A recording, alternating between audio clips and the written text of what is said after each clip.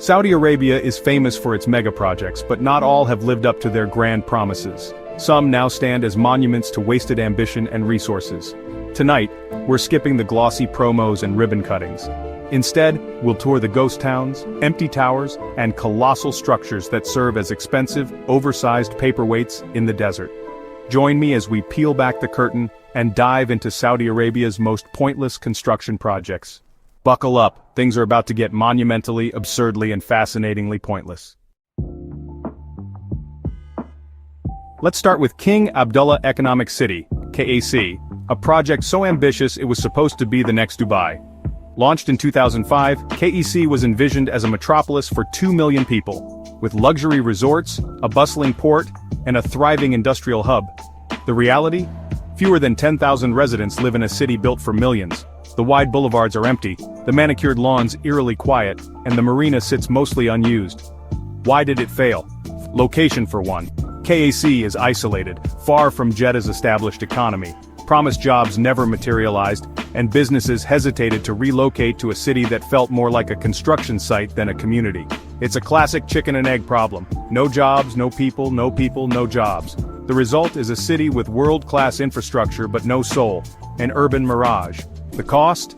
Over $100 billion for a city with the population density of a small town. Developers remain optimistic, but the city feels like a movie set waiting for actors who never arrive. KAC is a powerful lesson. You can't conjure a city into existence with money alone. Cities need culture, community, and a reason to exist beyond a PowerPoint presentation. Walking through KAC is surreal. Golf courses, schools, and hospitals built for a future that hasn't arrived. It's a monument to the belief that pouring concrete and cash can solve any problem. But cities are living ecosystems, not spreadsheet fantasies. For now, KAC stands as the world's most perfect, pointless city. A breathtakingly empty mirage you can actually visit. If KAC is a ghost town, Jeddah's skyline is a graveyard of unfinished dreams.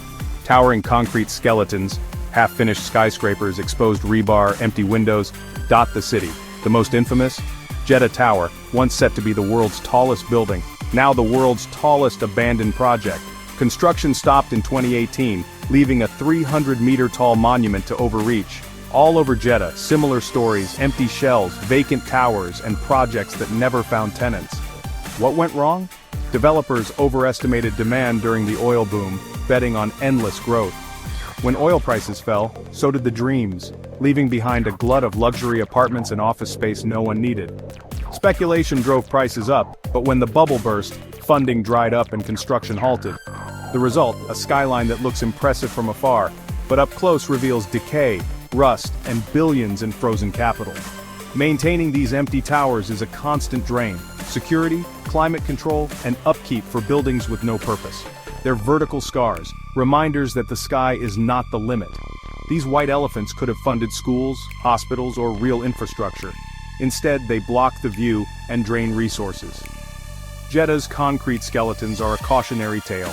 Ambition without demand leads to architectural ruins.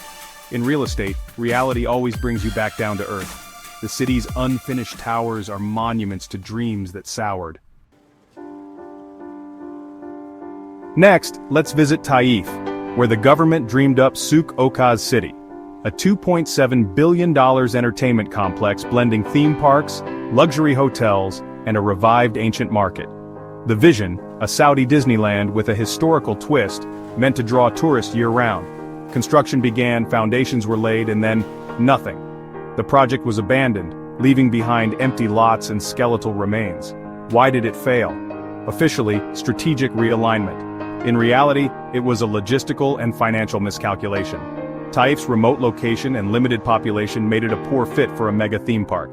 Tourism is fickle, and the market analysis just wasn't there. The result, a billion-dollar scar with locals left only with broken promises and empty land. The intention was good, boosting tourism and jobs, but execution was driven by spectacle, not strategy. Grand visions were announced without real market research or community input. The desert is reclaiming the site, erasing the traces of forgotten ambition. Souk Okaz City didn't even make it to the white elephant stage. It died before it was born. It's a cautionary tale about letting dreams run wild without a tether to reality. Sometimes the most expensive projects are the ones that never even open. Now let's talk about a project that actually works, sort of. The Al-Mashair Al-Muqaddasa metro line in Mecca was built for one purpose: moving Hajj pilgrims between holy sites. For 5 days a year, it's a logistical miracle, moving 72,000 people per hour. The rest of the year, the $1.8 billion metro sits idle, locked stations, parked trains, empty platforms. That's like buying a supercar and only driving it once a year. Critics argue a fleet of buses could have done the job for a fraction of the cost and served the city year-round. Instead, the metro is a permanent gold-plated solution to a temporary problem. Maintenance costs are high, even when the system isn't running. For Mecca's residents, it's a constant reminder of a massive investment that does almost nothing for daily life. The Mecca Metro is both a stunning success and a spectacular failure. It solves one problem but creates another, a train to nowhere for 360 days a year. It's a monument to over-engineering and underutilization. Sometimes the shiniest solution isn't the smartest. Let's talk sports, or rather the stadiums where sports are supposed to happen. Saudi Arabia has built world-class stadiums like King Abdullah Sports City and King Fahd International Stadium, seating over 60,000 each. The problem? They're rarely full. Domestic league matches draw small crowds, leaving vast seas of empty seats. Maintenance costs are astronomical: lighting, air conditioning, turf care, security, all for venues that sit mostly empty. These stadiums were built for global events that haven't materialized. It's an "if you build it, the World Cup will come" strategy. A bold, expensive gamble.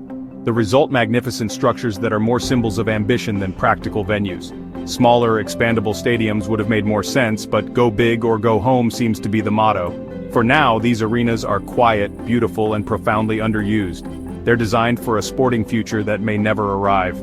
The empty seats are a stark reminder of the gap between ambition and reality. These stadiums are monuments to hope, but also to hubris. They look great in promotional videos, but in real life, they echo with silence. Sometimes the quietest places you'll find a football game are the grandest stadiums. So there you have it. A tour of Saudi Arabia's most ambitious and most pointless mega projects. From empty cities to silent stadiums, these are lessons in what not to do. Pouring billions into concrete doesn't create community or success. Sometimes, it just creates emptiness. The common thread? A disconnect from reality and a failure to ask the right questions. True progress isn't measured by the size of your projects, but by how well they serve real needs. As Saudi Arabia pursues even bigger dreams, let's hope the lessons from these failures are learned. The line between bold vision and foolish gamble is thin, and often drawn in the sand. Building a better future takes ambition, but also humility, and a solid grip on reality.